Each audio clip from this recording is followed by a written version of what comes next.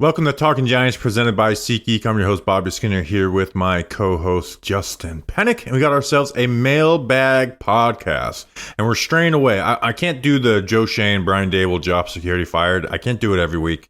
So straying away from that a little bit on the Mailbag, even though it will leak into it with some GM head coaching questions. Justin, how are we doing?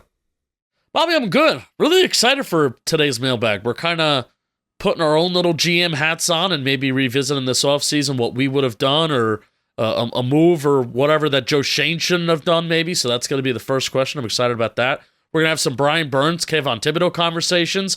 Something that didn't come up in the Mailbag, though. I am disappointed that Troy Hawkins is now also dead, and he is out for the year after having a good game against the Saints. Of course, a bright spot, and now we lost him. So I am upset about that. Yeah, he did play a good game. Like now he does his tackling. His tackling technique is awful, but he's physical as shit. That's something that showed up at Old Dominion, Justin. Like first play of film we popped on of him. I remember pulling it up, being like, check this out. Is him just body slamming a dude, but his tackling technique is actually what got his back injured.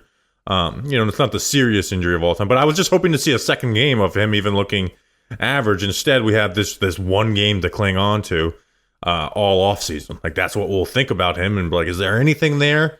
We'll see in training camp, but we also know training camp can be a liar. Yeah. A dirty liar when it comes to certain cornerbacks like Lockdown Larry. So sad about that. Other news. Oh, before we get into all these questions, the Giants made like 6 different practice squad transactions today. With like Tim Boyle back, and did this one Azizi Hearn. I'm like, who the fuck is it? I was like, that sounds so familiar. I was like, but I don't remember ever doing a draft profile on him. So I was looking at it, I was thinking, like, Patriots.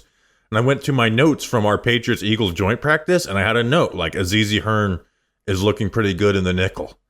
I think they had him running with the ones that day. They must have had somebody injured or something. I was like, oh my God, like, only us has fucking notes on Azizi Hearn. So I was very proud of that moment. But, all right. Justin, take it away, Steve. Mail time. Mail time. The mail's here. Come on. Bye, guys.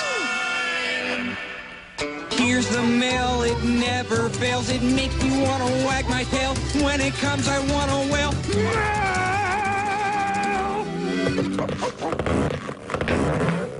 Thanks, Steve from Blues Clues. Justin, let's get into the mail. First question is coming from Research Rick, NYG fan in Charlotte.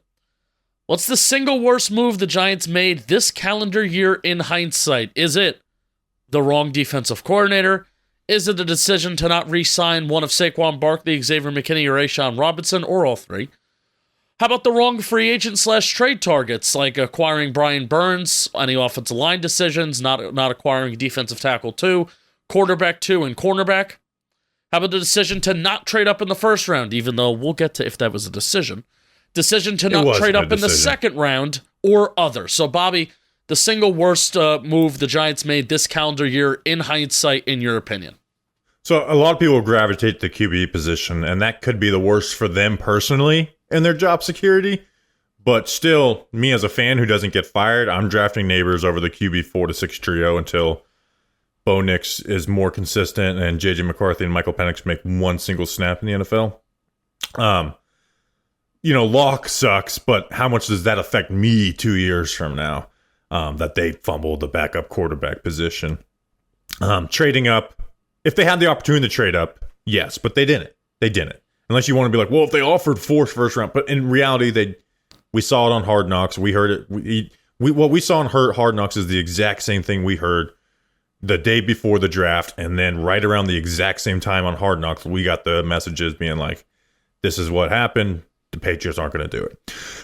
So, but a lot of people will always just gravitate to quarterback. So I think our most unpopular take of the offseason was not loving the trade for Brian Burns, paying him $30 million, giving up a second and fifth, and then letting McKinney walk with an additional $12 million in cap space to go with that. But I do want to, we also acknowledge, like, Burns for a second and fifth is like a really good deal too. And there's 2 different ways you could have went about this is, you kept McKinney, used that money on other spots and kept the draft picks. Christian Wilkins was obviously on the radar. Christian Wilkins he played well, but he's only played 5 games this year and got injured. Yeah, and he also has a similar AAV to Brian Burns too. So I in retrospect, if you had to say Christian Wilkins or Brian Burns, I am saying Brian Burns. Yeah, but you can even say like, well, but Wilkins. But here's what I would say is, I really wanted to keep Xavier McKinney. You could have still traded for Brian Burns and kept Xavier McKinney. You know, like cap future wise, like you have a high paid QB coming off the books. Your next homegrown player you have to give a big contract to is who, right? Nobody from the 2021 class. You know, Kayvon and Wandale from 2022, but again, those guys haven't earned big contracts, and there's not a rush and to get a deal done with Kayvon. Wandale, maybe they try and get something, but if it should be something reasonable, because I think his production is somewhat replaceable. But even then, those contracts wouldn't kick in until 2026 or 27. McKinney's deal has cap hits of 7.5, 17.5, 19, and then 22 mil, but it's structured as a 3-year deal, So like you would save all that cap after the 3-year deal or make a new deal. And even if you wanted to, you can save $8 million if you cut him after 2 years but you're not going to do that when he's 26 years old. So I looked at Runyon's contract, Burns' contract, and I was like, you could have easily spread some of the Burns money around, because he's someone who's going to live out his entire contract for sure, unless he gets like some major injuries. And then, took a little bit out of Dex and AT's contract. Maybe you backload an extra $2 million from Runyon. And you keep Xavier McKinney. Like you had a rare for the New York Giants year of 2 pending free agents getting big money when you wouldn't have anyone getting that for the foreseeable future. And I'm just a fan of keep your homegrown good players. That is why I don't love free agency, because the best players don't get the free agency, and when they rarely do, they're going to cost a ton of money. You're not getting the extension after their 3rd year. You're getting them at the top of the market. You don't get the deal that looks good in 2 years. So I would have done what I've been able to keep McKinney, because the Giants, future-wise, they're not in a position where they have all these players they got to pay, right? It'd be one thing if Daniel Jones was the franchise quarterback and he was playing like he's going to stay. Then you might have to make a tough decision. But you knew you were getting out of that deal eventually. So my thing is not doing the Brian Burns deal, because I look at it as Brian Burns for a 2nd and 5th. That's good compensation. You have to pay him top of the market, $30 million. Yes, but that's good compensation trade-wise. I would have done what I could to keep Xavier McKinney as well. Yeah, I agree with you, but I would have been totally fine if this offseason did not include a Brian Burns trade. I would have been very fine.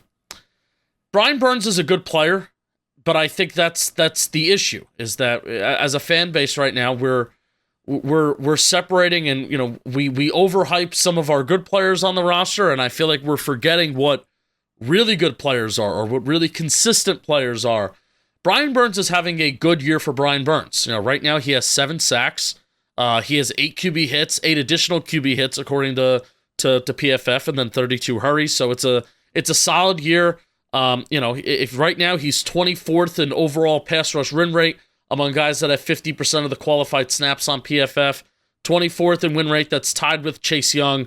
Kayvon Thibodeau is actually slightly better in there as well. So I think this is Brian Burns' ceiling, though. I mean, maybe can he have a year where he has 13, 14, 15 sacks, and I think that's an outlier year.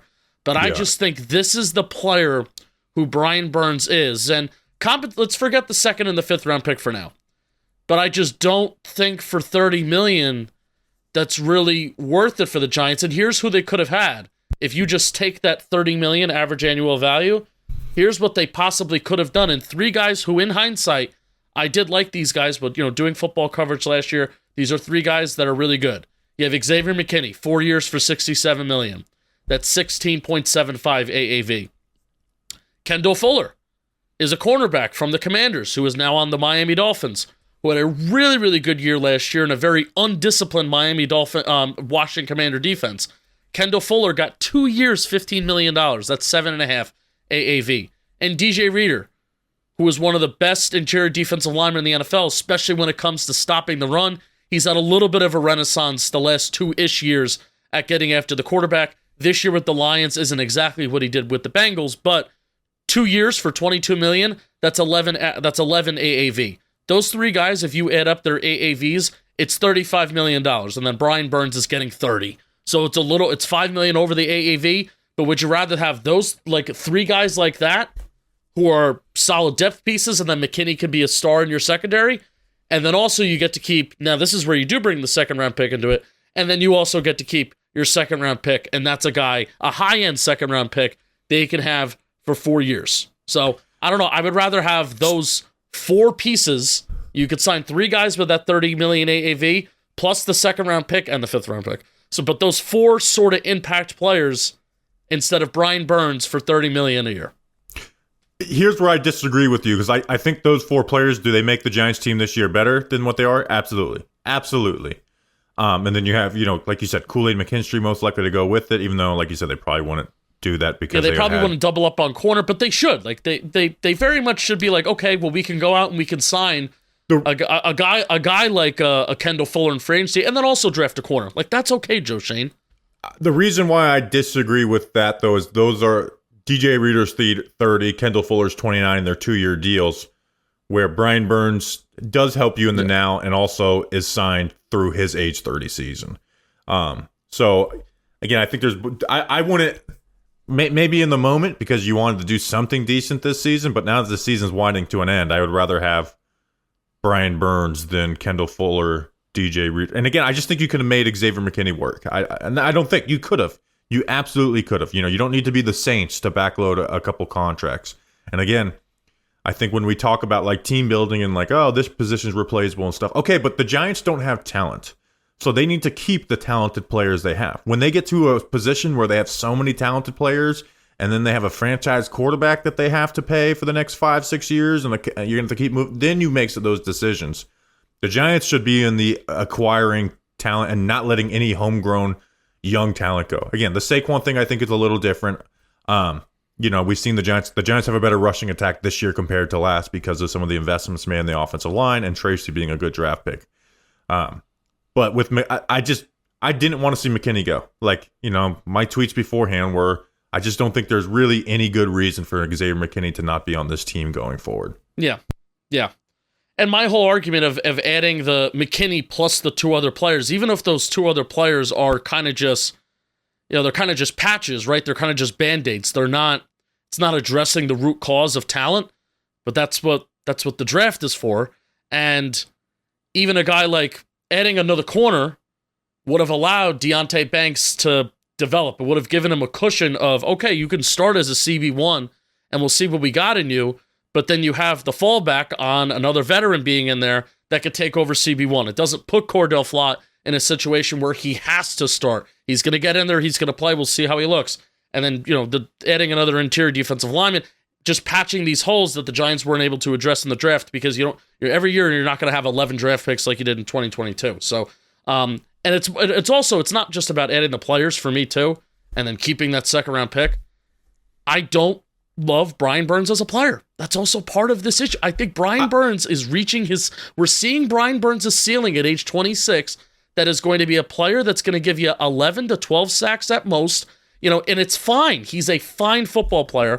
And something that actually did give me a little bit of pause with this, Bobby, I don't know if you saw this. Seth Walder puts out the pass rush win rate at edge on the x-axis and then the pressure rate on the y-axis for pass rushing rates at edge, those charts.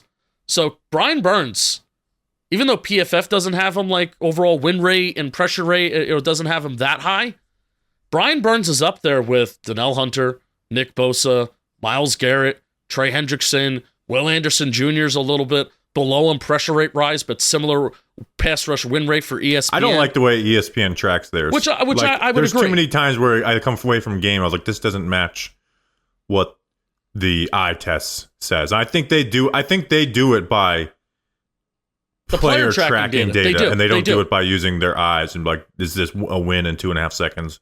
So I don't. And again, the thing is, but here's the thing: we're with Burns, and again, I can nitpick Burns. I talked about it in the moment. I was like, he's at best a top 15 pass rusher. I literally go through every pass rusher in the NFL. If you give him the edge over anyone that is close, he's probably 14th or 15th in the NFL. But at the end of the day, the Giants got their 3rd best player on the team, and I think there's a wide margin between him and between 3 and 4 for a 2nd and 5th round pick. But that's also that's also the Giants' issue. At a premier position. But that's also the Giants' issue is that But here's the thing. Are the Panthers stupid for trading Brian Burns for a second and fifth? No. I think they are. Well, yeah, and they use that money on older players too, which is a different story. What the Panthers do with it, but if they had no intention of paying Brian Burns, maybe they are because they're just so devoid of talent. But I would like to aim higher than the Carolina Panthers. And if Brian Burns for his production is the third best, this may be a bad sentence. I don't like Brian Burns being the third best player on my team when he gets to 10 sacks. I'm like, oh sweet, that's our number one edge rusher. Listen, I agree, but it's a premier position. He is your third best player, and you got him for a second round pick. And listen, you don't never go by like the likelihood of that second round pick being a level of Brian Burns is very low. And again, we're talking about a team that is not having to squeeze cap in the future. They've had to the last couple of years. In the future, they don't really have to. Yeah. And again, it just goes back to, I think Brian Burns this year, we're seeing who he is. Like this has been who he's been the last 3 years before this. Right. And the hope was that he would come here and not even magically, but it's a better situation. You're playing with Dex, you're playing with Kayvon. Shane Bowen allows his edge rushers to really get after it. So I don't even want to say so did Carolina, magically. and that's why people were like, "Oh, well, now he's next to Dex and okay," but he didn't get double teamed in Carolina, and they also allowed him to line up wide and pin his ears back. Yeah. So I really think in the first year of Brian Burns, and we're in a losing season, and he's had some good moments, and there's some advanced stuff that's okay, and Kayvon hasn't beaten a lot of the advanced stuff on PFF, and Kayvon's not an exactly friend of the Giants fans right now, right? I think 2 years from now, if Brian Burns has the same season as he's having right now, or a similar-ish type of year when we're expecting edge rusher number one, people are going to get a lot more annoyed with it than they are right now. They will, but at the same time, they got annoyed with Leonard Williams too, Justin, and he's a fucking really good player. Yeah. Too, So, like, I agree with, like, some of what you're saying on Brian Burns as a player. I just think he is worth it for the Giants situation. If you keep McKinney. If you're not going to keep McKinney and your homegrown player who's having a fantastic season, then I don't think I would rather keep McKinney, have that extra $12 million in cap and the second and fifth round pick and the fifth round pick swap over Brian Burns. Yes, but I think you could have traded for Brian Burns and kept Xavier McKinney. Yep. All right, Justin, next question. Next question. It's coming from our buddy Joe Lagrippo at Joe_Lagrippo. Malik Neighbors says he didn't pay for the plane, but he may need to pay you to read an ad. You don't have to pay for an ad on this show. Bam, Blitzball. We are back in the warehouse. Blitzball Battle 5, presented to you by DraftKings, the second of our two semifinal matchups between Forgotten Rotten and defending Blitzball champion McFlurry Power. They have dreams of hoisting a second straight Blitzball banner, and with a win, they will take down the inaugural Warehouse Cup. The biggest storyline for me today is Trevor Plouffe. Shelfie has gone well above what he's supposed to do. It's time for Trevor to pick it up a little bit. This is another good matchup between two teams who haven't been as good as they should be. They really haven't hit this entire tournament, but somebody's going to have to score runs to win. Trevor Plouffe is going to have to come through at the plate eventually. I think it's going to happen. For me, I'm going to be taking Forgotten Rotten, guys. If I pick McFlurry, Rotten's going to win. So I pick McFlurry. I think Forgotten Rotten will make it to the championship against your team from Love Yas. Today is your day, Plouffe. We'll find out who's going to make all the way to the finals. It's Blitzball Battle 5, presented to you by DraftKings. Next question is coming from Tim at NYG Tim. What are some organizations and coaching staffs that you'd like to see the Giants explore when doing their next search? So, I actually haven't went into this at all. Like, 3 years ago, Justin, F20, we were like knee deep in like, let's get a head start on this a little bit. But I will say, and I don't have this long research answer. I love the Sean McVay tree. I really, really do. And I think the Sean McVay tree has created some of the most criticized head coaching hires, and they fucking rock. Matt LaFleur, was the Rams OC and then went to the Titans for 1 year, and the Titans offense wasn't great, and then the Packers, like, oh my gosh, we're just hiring anybody who's ever touched Sean McVay. Well, Matt LaFleur's a really good head coach. Kevin O'Connell gets hired by the Vikings. Oh my gosh, the scheme bros. Whoa, boy, what is this guy proven? Well, guess what? He's going to win Coach of the Year. And then Zach Taylor, like, say what you want about him, but he's an offensive coach. That offense rocks, and they went to a Super Bowl. So somebody from like, if you're just saying what tree am I pulling from, I think it's Sean McVay's by a wide margin. Andy Reid's tree hasn't produced much. Nagy was bad. Bieniemy, we've seen that mess kind of play out, the last week with him leaving UCLA. Shanahan's tree isn't bad, but I just like McVay's a lot better. I think McVay's is a little more practical, where Shanahan builds like, this is what we do type of stuff. Now you could get a little bit of both, where you get Mike LaFleur, who was the 49ers QB coach, went to the Jets, was fired so they could sign Aaron Rodgers. And then is the current Rams OC the last 2 years. You can look at Liam Cohen as the Bucs OC. He's been with the Rams. Zach Robinson, I know he probably doesn't have the highest stock right now, but I think he's a little limited by what Kirk Cousins could do physically as the Falcons OC. He was their QB coach, passing game coordinator last year. So if you're asking me what tree do I want to pull from, it's the Sean McVay tree. Like, I think we did our coaching rankings in the offseason on Football Today, and Sean McVay was my number one. I think he's a better head coach than Andy Reid. Did you see Eric Bieniemy's agent's statement? No, I didn't. Oh my god, I gotta see if we can find it. Maybe we'll talk about it with Patreon. It was the most like unprofessional, and almost like he said it to Siri in his iPhone notes and he just spoke it. Very very casual. Anyway, I love Liam Cohen. I love Liam Cohen. I liked what he did with the Rams. I knew that I kind of had a good feeling. I'm not going to say I knew. I kind of had a good feeling heading into the year, and if you go back to listen to some Football Today stuff, like our Bucks TPP, I had a good feeling that Liam Cohen was even going to kind of invigorate that run game a little bit, get them better on early downs, get Baker Mayfield in a better spot so he's not always having to survive on third and long like he was doing the previous year. So I really love Liam Cohen. I don't know what he's like as a leader. And that's the whole thing now with Brian Daboll is, you kind of like what Brian Daboll does in a lot of areas, but the big thing that we're questioning is Brian Daboll actually a good coach? And is he a leader? But I love Liam Cohen. So, and then you want to know who his college roommate was? Who was his college roommate?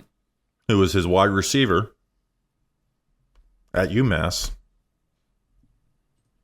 Victor Cruz. Oh wow, I didn't know that. When was Liam Cohen returned to the University of Kentucky in 2023. I wonder if he was Kentucky's OC, then went to the Rams. I don't know what happened with the Rams. I know that wasn't their best year, and then went back to Kentucky and then the Bucks this year. Was he there when Wandale was there? Yeah, he was there. Yeah. Offensive coordinator and quarterbacks coach at University of Kentucky in 2021. Well, Justin wants to hire a guy to cater to Wandale Robinson, the stars in this freaking league.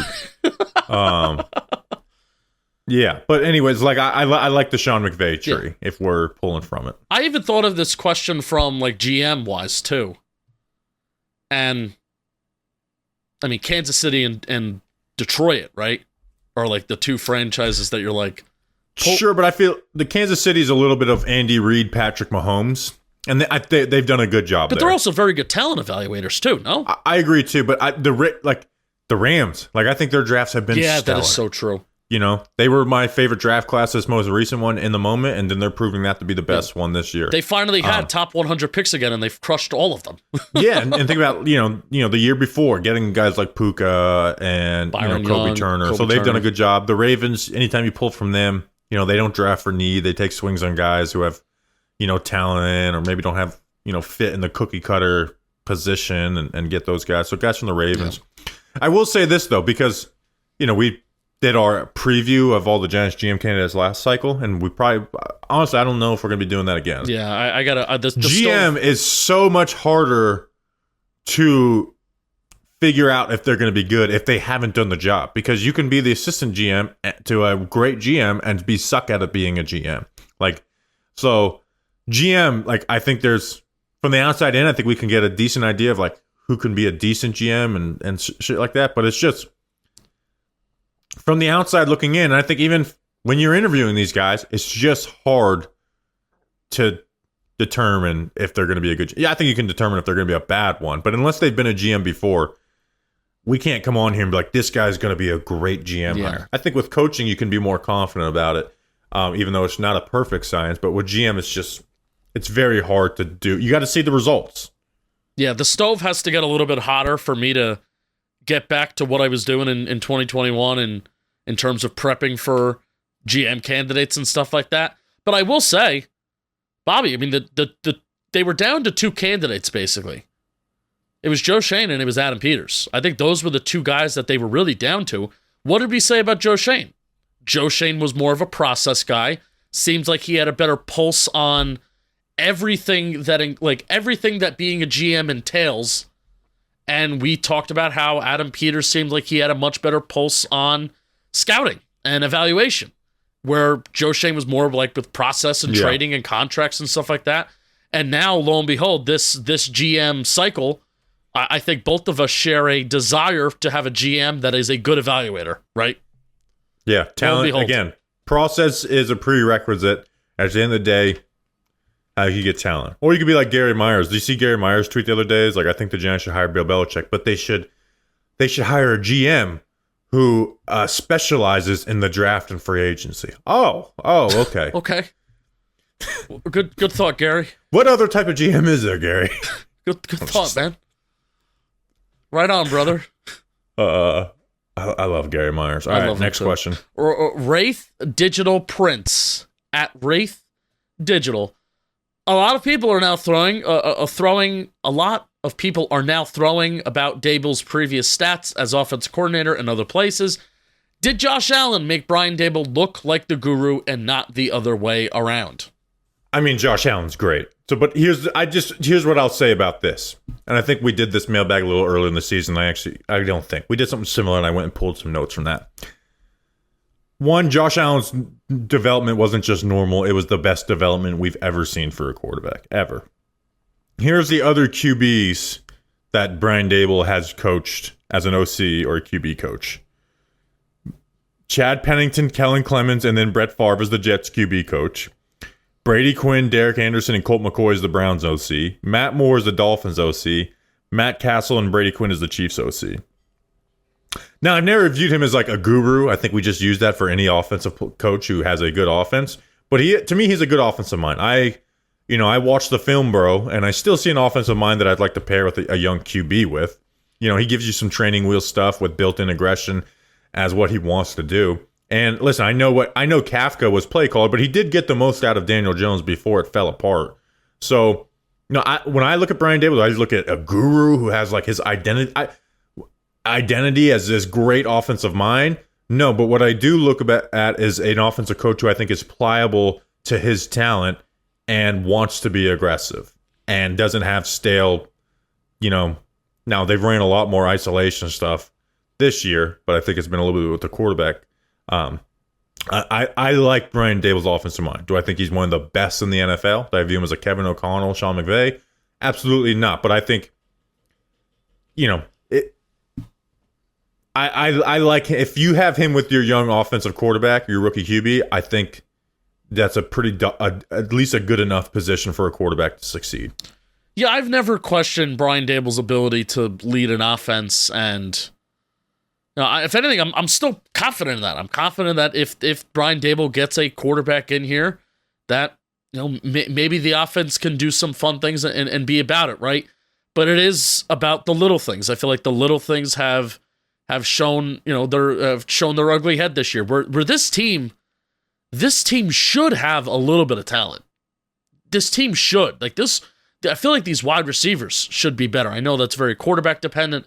This defense should be better, but for the last however many years that we've all been Giants fans, there's no development of said talent. Nobody is getting better. If anything, guys are coming here and they're getting worse, and more importantly, they're going elsewhere and they're getting better. So that's the thing with Daboll. It's like I think there's a lack of detail in practice, yes, lack 100%. of fundamentals. There's issues of him is he a leader of men? Is he like this? Can he handle I know Joe Schoen's the CEO, but like the CEO of the team type. We're like, there is questions, and I don't like if Brian Daboll goes with Joe Shane, am I a little sad? Yeah. Yes. I'm not kicking and screaming like we let one of the best go, but I am sad that he loses out because he has his own issues, right? You can't deny that. But at the end of the day, our biggest gripes are with the roster. Yeah. And that starts with Joe Shane. Yeah, and guys were open. I mean, I'm sure you talked about it in the film review. I feel like this past weekend, guys were open, down the field. I know Schneider was tweeting about it too. So yeah, I mean, it wasn't like crazy like the Panthers game or even the Cowboys game, but there was some plays there and building off. Like there was some good stuff I like. There's still some stuff I don't love from Daboll, but yeah. But so I listen. If you don't like Daboll, fine. But I don't think using look what he did with anyone not named Josh Allen as OC. Like okay, well like what did you want him to fucking do? Turn Colt McCoy into a Pro Bowler? Yeah. All right, ready for the next question? I am ready for the next question. All Blue at All Blue Giants is asking, is it confirmed that Justin Pennick was sick due to bad pH levels, or did he just want to read an ad? Well, I want to read an ad right now, and I want to read an ad right now real bad. I'm much better from that, by the way. Don't go in a hot tub that has bad or an imbalanced pH. Grab your favorite team's jersey and some snacks and head to the couch for another Sunday of action-packed football. Get even closer to the action each Sunday with our partners at the DraftKings Sportsbook. All right, right now, all new customers who bet just $5, you're going to get $150 in bonus bets if your bet wins when you use code WORLD. And don't forget to stay in on the action and use your $150 in bonus bets on DraftKings same-game parlays for a shot at an even bigger payout. So download the DraftKings Sportsbook app right now. Use code WORLD. That's promo code WORLD only at the DraftKings Sportsbook. Bobby Skinner, you will be glad you did. You'll be glad you did. Next question. Next question is coming from Ethan at Ethan is dumb with 2 B's under double underscore. Love that. How are you feeling about Kayvon's development so far? I know he's been injured this year, but I see quite a few people talking about trading Kayvon.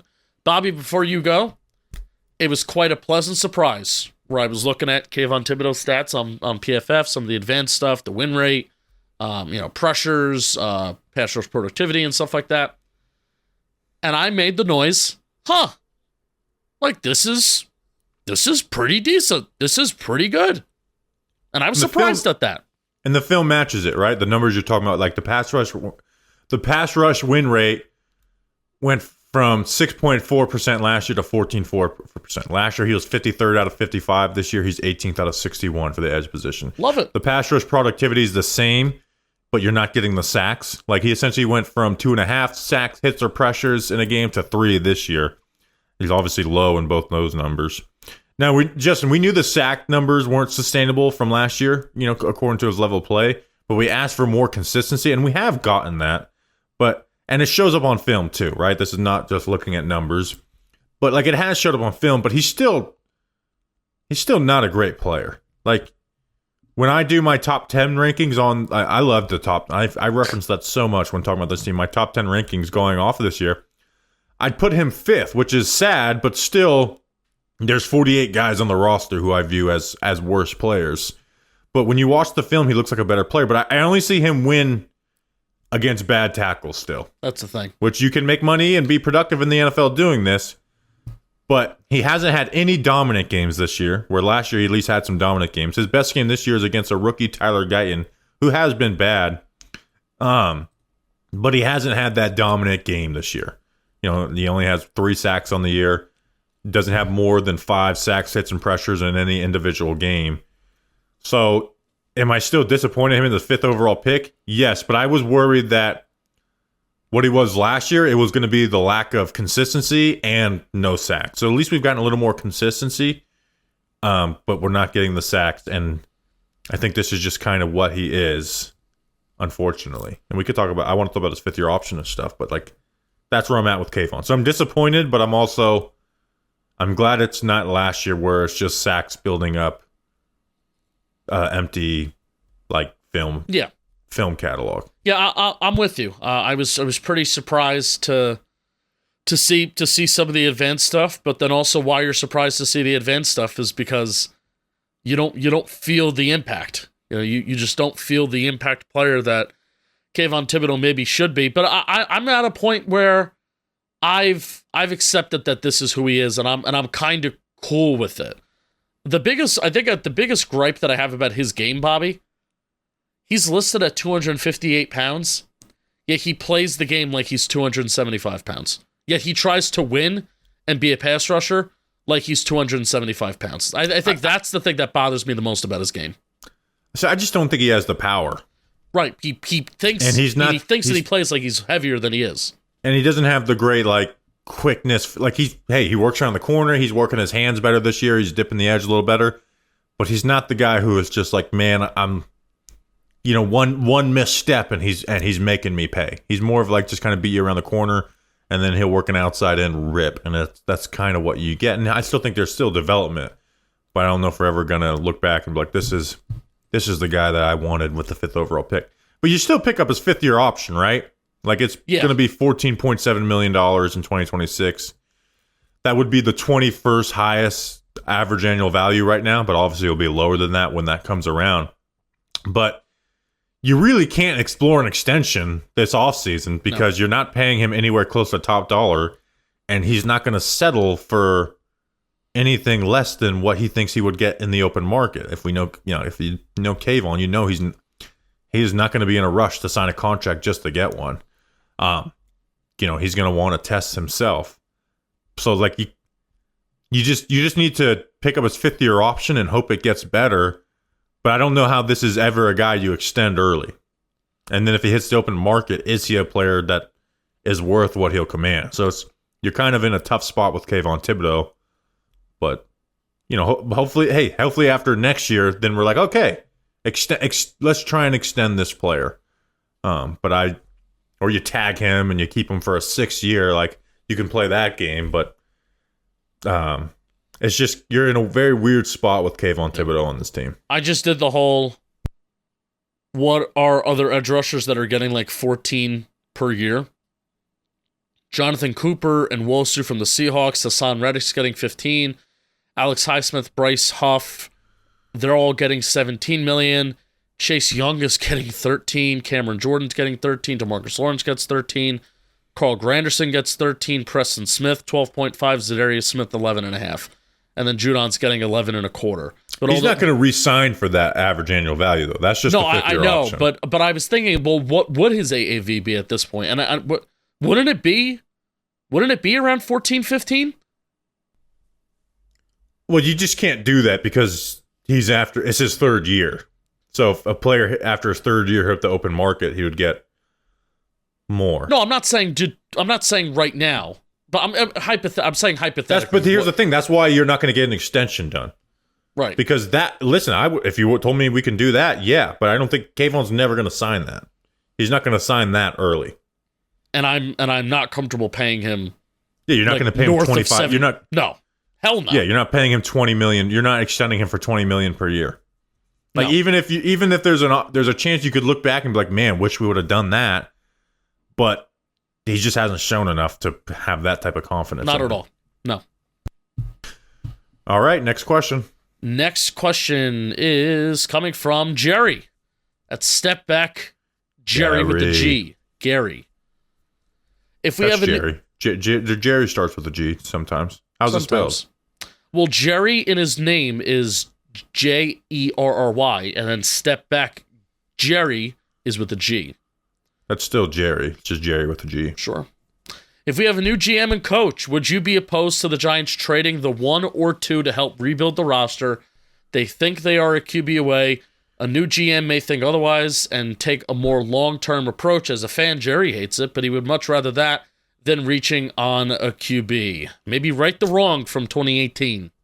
So, hey, listen, if I view any of these quarterbacks as worthy of a top 5 pick, no, absolutely not. But part of the reason why I want a new GM is because Joe Schoen, with his seat on fire, he's just not allowed to not draft a QB with that first pick. Unless they, rail off a couple wins. Like, he's just not. And if I was him, I would take a QB no matter what, because I'm going to get fired regardless if I don't, so I might as well try and save my job with a quarterback. Yeah. The other part of is him going on a 2025 spending spree that could screw up the cap the same way Gettleman did after 2020. But I would like to at least have the opportunity to do that, and we can be mad in the moment because they don't get their quarterback, but then you could look back a year later and be like, man, good thing we did that. You have the Titans who are at 6, the Jets are at 7. Titans may not feel the desperation, but the Jets are very unpredictable with Woody Johnson at the helm. I just like that to be on the table at least. Whereas with Joe Schoen, you're not even allowed to say these QBs aren't good. Like if Joe Schoen is the GM, Justin, we'll do our homework on some of the other top players, but it's gonna be for this show. It's gonna be a waste of time. They are going to draft a quarterback. We'll be wasting our time talking about those players on the preview pods. It would be just like, let's just talk second round and on when it comes to every position by quarterback. And that could be you getting Abdul Carter, a great pass rusher, a 2025 first from the Jets. Wouldn't that be sick? 2 seconds. So, and listen, my argument last year against the QB 4 through 6 was you don't draft Mac Jones because the next class is topped by Sam Howell. Well, you don't draft Sam Howell either, too, because it went wrong for you. So I know people hate hearing this because we truly are so QB or bust as a franchise after having 6 years of one guy.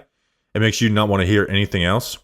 And I also hear the arguments, Justin. I don't fully buy into this, but I hear the arguments of this. It's like, well, if you can miss on a guy like Evan Neal, you can take a chance on missing on a quarterback, right? Because if it goes right, it's awesome. Like I do hear that argument. I don't fully buy into it, but I understand it. But I'd at least like to have good process. And that's been the only thing this GM has to cling to, even though I think he has mediocre process. But this offseason will be terrible process, Shane. Now, sometimes you get good results from bad process, and it happens, but I don't like being in that position. So, listen, if you said, I did that midseason mock, I took Cam Ward.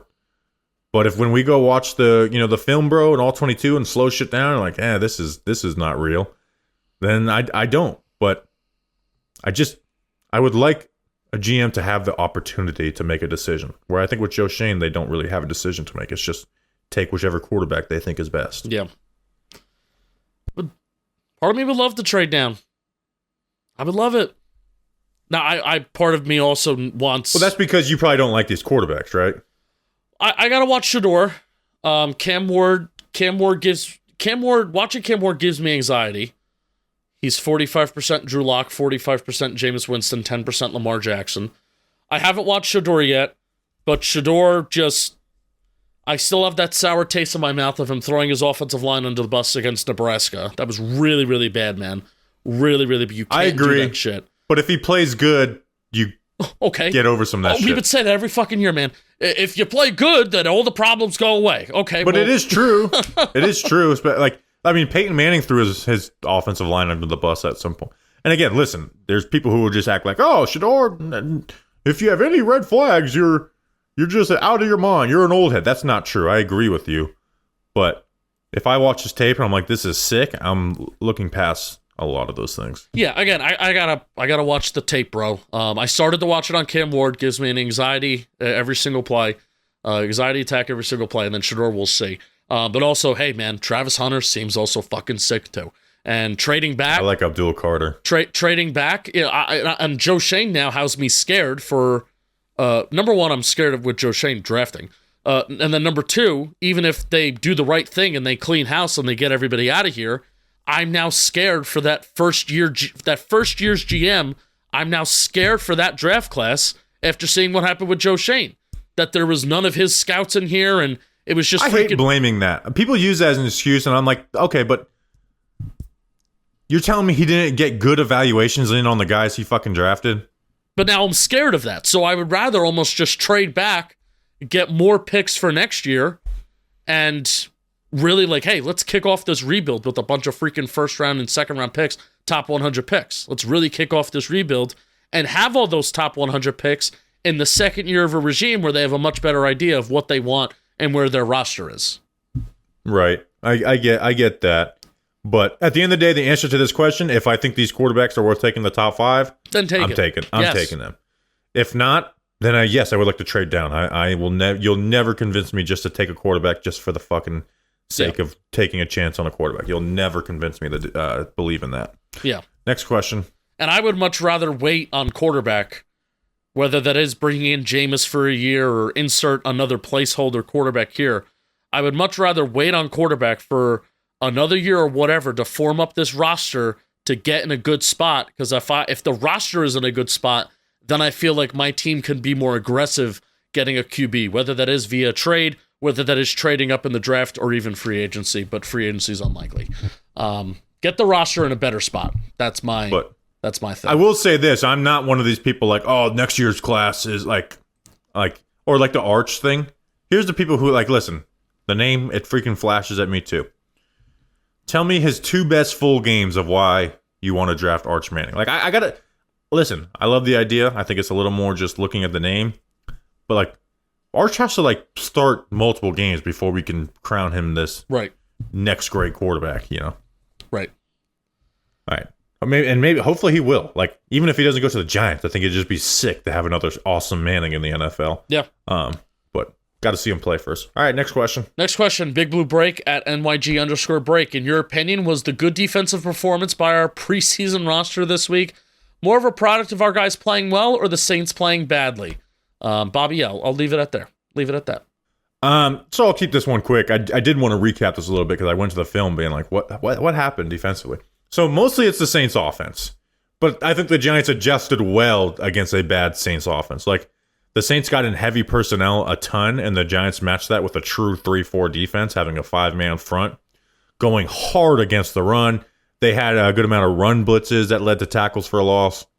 Their linebackers flowing heavy. I think we all were just like, well, the Giants' run defense stinks, and then they lost all their top 3 defensive tackles, including Dexter Lawrence. Well, everyone's just going to run on them. And the Saints thought that too, but the Saints decided that they were going to tell the Giants that, yeah, that's what we're going to do. We're going to line up in 22 personnel, and we're just going to run. And the Giants were able to call a run-heavy defensive game plan, and it worked. They showed no respect to the wide receivers and played off of Derek Carr's weaknesses. So the Saints' offensive game plan was just to tell the Giants they'd run the ball. I'd puke if I was a Saints fan watching that offensive game plan. There's so much shit I don't like, and I can't stand Derek Carr. But it's mostly the Saints. But I will say the Giants, it wasn't just the Saints just being stupid. The Giants adjusted well to what the Saints did.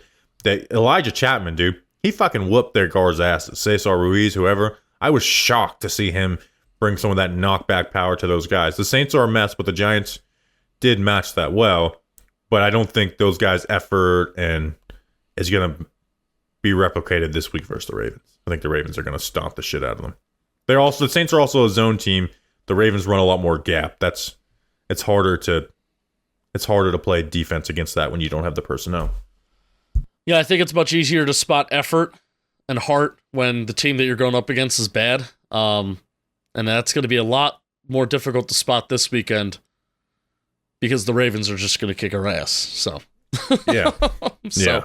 I think they're going to put up 40. Yeah. Do you think they should have started run blitzing and being more aggressive on early downs earlier in the year? I mean, they've ran a lot more stack boxes and stuff. I just think the personnel stinks, and the Saints' personnel stunk too. Yeah. There's definitely things they could have done, but it would have left them vulnerable against play action and stuff where they haven't been vulnerable against that this year. You don't think allowing, Micah McFadden had 5 tackles for loss. You don't think allowing even a guy like Micah McFadden to just, hey, man, go and fucking attack. Go and attack this gap. You do that consistently, teams kill you. I mean, and McFadden and Muasso, they gave up so many yards in coverage too. They're limited players where Okereke is a good coverage player, so there's obviously a difference there. But you do that consistently, and you do what we did to the Commanders last year, where they're like, well, we're just going to stop Saquon Barkley. It's like, all right, well, we're just going to fucking run play action and hit 6 20-plus yard passes on you. Yeah. All right, ready for the next question? Yeah, next question. NYG fan in Virginia Tech. NYG at NYG fan in VT. How do you feel about promoting from within the following this season and bumping up Carmen Brasillo to read an ad? Ooh, Carmen Brasillo would read a great ad. Today's episode is sponsored by Corona. You know what I always try to be? A fan that never loses. Here's what I mean. My team, they don't win every single week. Hell, they don't win any weeks, and they won't in the future. But even when they lose, I'm still loving the game. Because whether it's a big deep ball, some third and short conversions, or just a great tailgate out in the parking lot. Colts game, Justin? There's always something to cheer for. There always is. And the best beer to pair with awesome moments, Corona Corona is all about finding the maximum amount of joy within every moment of the game, win or lose, at home or on the road. It's the perfect beer to go along with watching football and all the moments that come with it. So cheers to everyone who loves the game beyond the scoreboard. Corona, for the fans who never lose.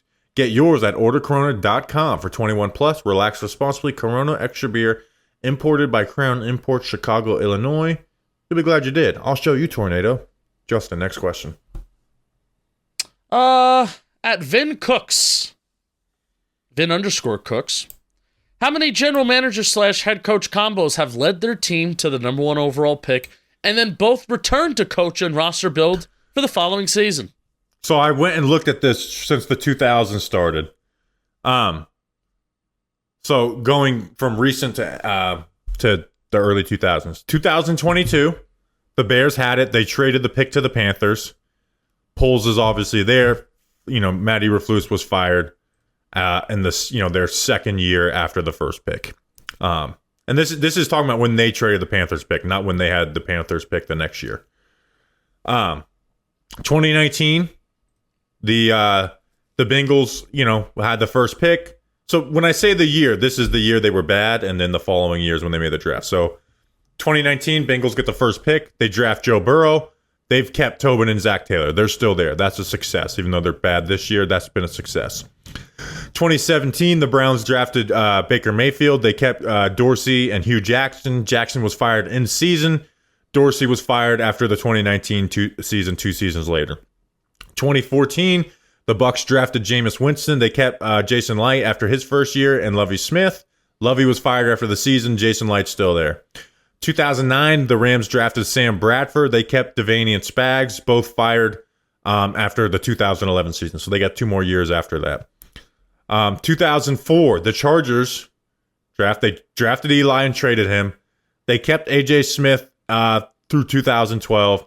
Marty Schottenheimer got fired after 2006, but remember he got fired after the 14-2 season. Yeah. So that's I view that honestly more successful than the Bengals. So it's only happened 6 times in the last, in this, this century. 2 have worked out. No Super Bowls yet, but 2 have worked out. 4 went as predicted. But I didn't really think about this until this question, and I'm glad this question piqued my interest, and it adds to my notes on my thoughts on how the Giants should go forward. I love it. I love it too. Doesn't necessarily... It doesn't change or impact my desire in any way, but it's good to know. There's been 24 seasons. 6 of those 24 have stayed, and only 2 of those have worked out. Right. Neither of which have led to a Super Bowl victory. Right. So, there you go. Next question. Next question is coming from Kaharski's Donuts at Kaharski's Donuts. On Sunday against Baltimore, should someone fly a plane outside MetLife that says read an ad? Oh, by the way, we have shirts, new shirts on our store, shop.johnboymedia.com, and if you search Talking Giants in the search bar, you'll see our Mr. Mara, please fix this dumpster fire shirts on the store. Wow. A lot of people have bought it today. An ad within an ad. An ad within an ad. And then here's another one. Captain Morgan. Today's episode is sponsored by Captain Morgan, the official spice rum of the NFL. The NFL season where legends are born on and off the field. Some are of last-second plays that help turn the tide and change a team's destiny, while others are our friends who follow the captain from within them to make a regular get-together into the stuff of legends. So grab your crew, grab a captain and a cola, make it a story to remember, because legends start when you follow the captain. Visit followthecaptain.com for more. Please drink responsibly. Captain Morgan Original Spice Rum, 35% alcohol by volume. Captain Morgan Rum Company in New York, New York. You will be glad you did. And our final question. Speaking of planes, Jesse Cimino. If you could fly, which by the way, Jesse Cimino, big haul on the John Boy Media store. And if you use code Justin20 at checkout, you get 20% off your order. If you could fly What if you use Justin40? Nope, don't do that. Use Justin20. If you could only fly one aerial banner over MetLife Stadium this Sunday, what would it say? By the way, we did have some people reaching out. Like I started a GoFundMe. I'm not going to do that just because I'm not going to ask for people to donate money to anything, especially if I can't fully vet it. And also, if you want to play in the flight, you kind of have to do this on your own. Like, we're not going to do it. And so you got to do it on your own. But I put together 3. Be like, 1 would be clean house. You'll be glad you did. And then 2 would be he's lying. Malik Neighbors paid for the plane. That'd be funny. I think it's a little too much. 3, I don't know if this one is legal, but it'd be burned down Metlife Stadium. Yeah. And then if it's just wanted to do some promotion, it'd be like Talking Giants versus the World. Listen now. I would just put get it right. Just get it right, man. Do you think there's any chance that there's a second plane? Yes. Because it's a new age, right? Like back when it happened in 78, it's like, oh, that's cool. No one thinks, I wonder how much it's, it's probably a lot easier to get a message plane out there. Did you get an email from our guy Connor? I'm not going to say his last name because he may not want his last name out there. I don't know. I got an email from Connor saying, I'm going to do it. It's going to cost. Did? Yeah. It's going to cost me $2,100. What should it say on it? Oh. I don't know if now Connor. Granted, man, like if you're actually going to do it, do it. But I did get an email from somebody unprompted. Can you forward me that email right now? Yeah. I don't know if I got it. Hopefully I didn't delete it. I deleted some emails yesterday. I got it at 3:15 Monday afternoon. Just forward it to me real quick. I did. Justin, I'm a big fan of you and Bobby and what you do at Tover. So I'm going to buy a plane. It's going to cost me $2,100. What should I say? The plane company said it can't say to fire anyone specific. Let me know. I think clean. If you want to make us happy, I would do clean house. You'll be glad you did. Yeah. But you spend the money, you get to decide whatever you want. I'm not going to, because then I'm going to feel bad. But clean house, you'll be glad you did would be funny. That would be something. If you really just want, just for comedic and not like trying to get action, just say Malik Neighbors paid for the plane. Malik Neighbors paid for this. There's nothing funnier for the Giants fan base as a whole than that. And the plane company said you can't say fire someone, so I don't think they're going to let you, invoke a riot and burn down the stadium. So I just don't think that one's in play. But Malik Neighbors paid for the plane would be hilarious. Yeah, Malik Neighbors paid for this. And you know that video I've shared with you, Justin, of like the guy doing he's like, I'm doing the car alarm challenge, and he fucking has this like crazy firework, like Yes. black market firework, and it sounds off the alarms in Walmart. He's like, who the fuck does this shit? Anytime, like today with the Azizi Hearn thing, and I was like, oh, I have notes on this. I'm like, who does this shit? if the Malik Neighbors pay, that would be one of those like, who does this shit? And just being. I wonder proud if there's going to be multiple planes. Oh my gosh! Because now everybody just wants to get.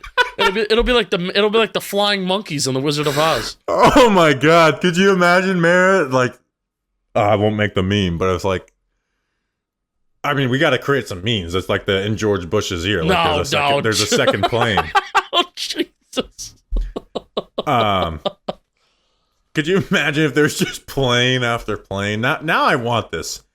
Now, you rich Talking Giants listeners, would I appreciate you just sending me cash? Sure, but let's get a multitude of planes out there of messages. We're gonna get those people at that plane company's bonuses paid this year. Oh yeah, consider yourself lucky. All right, that's an episode. We'll see you on Friday. Oh, special preview pod. We're gonna most likely have Dan Duggan on for about 20 minutes. So looking forward to that. We'll see you then. We'll see the plane on Sunday. Until then, let's go Big Blue. You need to respond to Connor. Let's go Big Blue.